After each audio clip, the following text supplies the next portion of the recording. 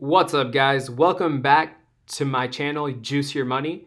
Today, we're going to be talking about Zion Williamson, Giannis cards, and which one of those cards I think it's time to sell.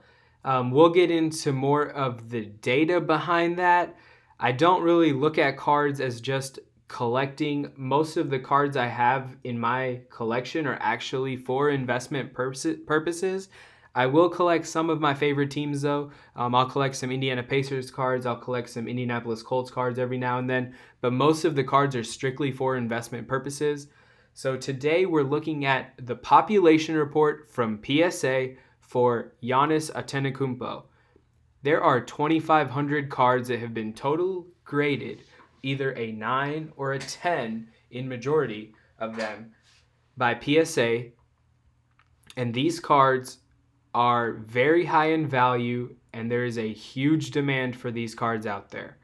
The reason why is because they don't pop up on eBay as often. They don't pop up on the market to sell as often.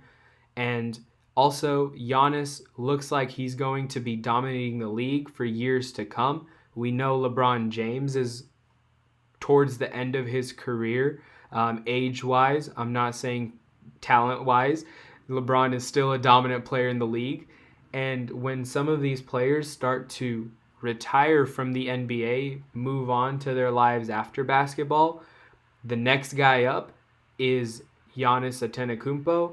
And I just think his rookie card is going to increase in value even more as long as it is a PSA 9 or a PSA 10. Those cards will hold value, continue to go up. If Giannis wins a couple more MVPs, Giannis gets to the finals, wins a championship, we can see those prices go even higher than they are listed for on eBay or on any other selling market. So just keep that 2,500 number in mind when we look at this other player that I'm thinking about actually selling his cards for. And the reason why is because his volume is so much more out there with the PSA grades that I don't see the value going up as much because there isn't as much scarcity for this player as there is with the Giannis Prism rookie cards. Right now, we're going to take a look at his Silver Prism, which if you have the opportunity to buy one as an investment and you have the money available for that, I would grab a Giannis Silver Prism. I think that card can go up double in value over the next 2 years, especially if he wins a championship. So here's the player that I'm actually selling of, Zion Williamson. The reason why I'm selling Zion Williamson is when we look at the population numbers for Zion compared to Giannis, I believe Panini has ran more prints of Zion cards, and there are so many out there that have not been opened from those boxes as well, that the Zion cards may have a Luka effect from last year. Luka's PSA 9 cards got up to about 250, and now they've kind of dropped back down. And even the raw cards got up in price last year, but they've dropped down. So when we see these numbers, you'll see why I'm selling Zion base cards, why I'm trying to move into cards like Giannis, because they're not producing those cards anymore. There are very few boxes out there, and the boxes that are out there are extremely expensive. Last I saw, a 2013 Panini Prism hobby box was selling for around $2,400, and that was on a third party, not from a shop. So here we have Zion, and when you look at the numbers, it's clear why we want to sell Zion. Not all of them, but some of them. And you can see that there are more Zion total graded cards by PSA, and the season's not over yet. Panini is still sending out retail boxes, fast break boxes, cello packs, hobby boxes. Blaster boxes are still for sale on the third market, so are mega boxes. And so when you see this number, also taking into account that PSA is not grading cards currently, this number is not an accurate number to follow, and I believe this number will reach around 12,000 to 14,000 as a total number of Zion Williamson cards graded by the time the year is over, or once PSA, opens up their grading service again. I believe PSA currently is sitting on another 3,000 to 4,000 Zion Williamson cards just for grading, and there are also many raw Zion cards that have not been submitted for grading that people are trying to submit, but PSA is currently not accepting any submissions with COVID-19 causing all these delays. Here we're looking at a Panini Prism retail box price. It is priced at $300 on average for a box of 24 packs with 4 cards per pack. So a Zion card currently sells for $150. Pulling one Zion is worth half of the box value. Pulling a Ja Morant is another $50 to $70. So pulling both of those guys, you're almost to your money on that box. These retail boxes have gone up tremendously in price. Panini is not able to ship out any of these sealed boxes. Very hard for distributors getting shipping done, and also for card shops. So just be on the lookout for the population report moving forward, and just take that into consideration when you're investing in a player. A player like Zion does have a very high potential, which is why I'm going to hold a few of the Zion cards that I have, but I'm also going to hedge my risk by selling a few of them to recoup some of the money that I spent on either Hobby Box or on Retail Box or Fast Break Box.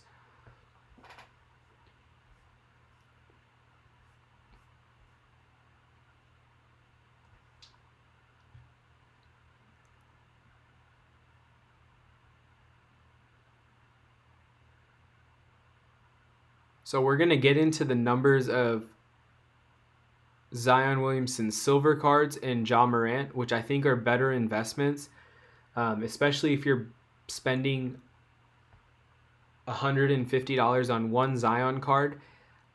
If you're planning on buying 3 or 4 of them, it would be better to buy a Zion Williamson silver prism, as there are far fewer numbers of those available, or those that are graded by Panini Prism. Those will typically hold value long-term more than a base Prism Zion card. Same thing with Ja Morant. I would rather purchase a Ja Morant silver card than buy 3 or 2 of his base Prisms. I know it seems a lot more expensive to buy one card when you can get 3 for the same price, but there's a reason why, and that's because the scarcity of the silver cards are going to be a lot less than the total number of base Prism cards out there. I don't think the base Prism cards are going to hold this $150, $175 value, even if Zion Williamson makes the playoff this year, because there will be so many more out there, people wanting to sell and sell and sell, and they're not going to get the price that they want.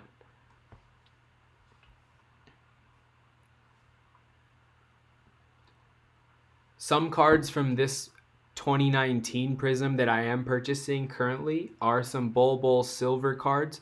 I think Bol Bol has a chance to be a really good player. He's got a good jumper. He's got good passing skills as well. He does need to bulk up. He's very thin. He's kind of really lean like Giannis was when he got into the league. And I'm not comparing both of those players saying Bol Bol will bulk up into a Giannis type of player, but I think Bol Bol has a chance to become that next player for the Denver Nuggets that grabs a lot of attention, grabs a lot of media and hype, which will skyrocket his rookie card. Those cards are also cheaper to buy than buying a Zion rookie card, but there's a lot of risk with it because he's had foot injuries, and people just don't know if he's going to come back healthy. Now, Denver Nuggets have been saying that he's got a smooth jumper. It's a Dirk-like jumper, and that he's rehabbing very well. But if there's a card that I think can 10x in value, it's Bol Bol. It is a more of a high risk, high reward rather than something that's going to hold consistent value throughout, especially if he has a career-ending injury. When we're talking about the foot injury, especially a microfracture in the foot, it's one of those delicate situations. So I wouldn't stockpile all my eggs into Bol Bol, but I am buying some Bol Bol cards right now. Another card that I did recently purchase was a Donovan Mitchell PSA 10 rookie card. I think Donovan Mitchell has a chance to take the Jazz to the next level of being an actual contender. Right now, most teams in the West that are considered contenders are really the Lakers and the Clippers. Golden State, they've kind of fell off due to injuries. Houston, I don't think they have enough to stop the Clippers and the Lakers in a playoff push best-of-7 series. Houston may have won a couple games, but I don't think Harden and Westbrook can win 4 games out of 7 against the Clippers or the Lakers. So Donovan Mitchell's another one that I'm picking up right now. In baseball, I'm picking up Pete Alonso. I think Pete Alonso can become an even more valuable card. So I picked up a couple of his Topps Chrome Series 1 rainbow rookie cards. I got one for around $40 about a few weeks ago, and then recently just purchased a few more for about $60 a piece. So they're slowly treading upward, and if Pete Alonso can follow up this baseball season with another good one, or the past baseball season with another good one, his cards will skyrocket. Couple guys I'm high on in baseball besides Pete Alonso is Eloy Jimenez. He's a rookie everyone knows of. Another player is Luis Robert. I picked up some of his Bowman First paper edition cards. They were only about $5 a piece, and I'm thinking that these cards can double once he gets into the league. He's an up-and-coming prospect.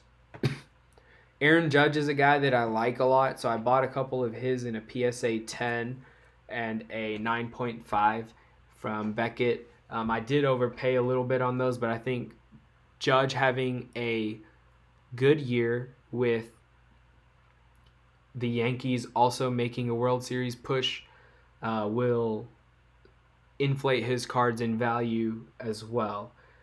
In baseball, I tried to stick with more serial numbered cards and the refractors rather than the base cards, just because there is a lot of printing going on.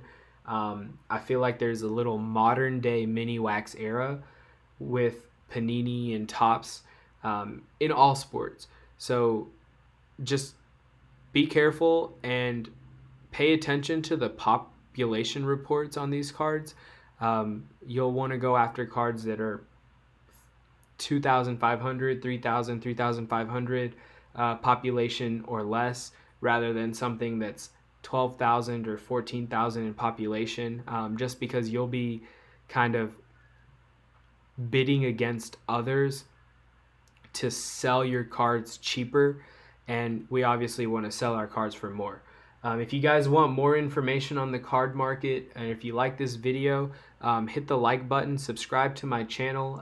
The more subscribers I have, the more content I could put out there for you guys. I'll do another video on population report going into some of the 90s cards. Also, we'll do a video on a little challenge that I've got set up with a couple of my buddies. You'll want to watch that video. That's a little fun video to stay tuned for. But yeah, once again, hit that subscribe button, like the video if you like the video, and if you have any comments or questions, leave them in the section below. If you have any questions on any personal cards that you're wanting to pick up as an investment and you'd like an opinion on those, or the price of a current card that you have, leave that in the comment section below as well. I'll get back to you with my personal opinion on those and what I think a fair market value for that card would be, whether it's graded or if it's a raw card. So thanks guys for tuning in. I'll have more content coming out, and hope everyone has a good week.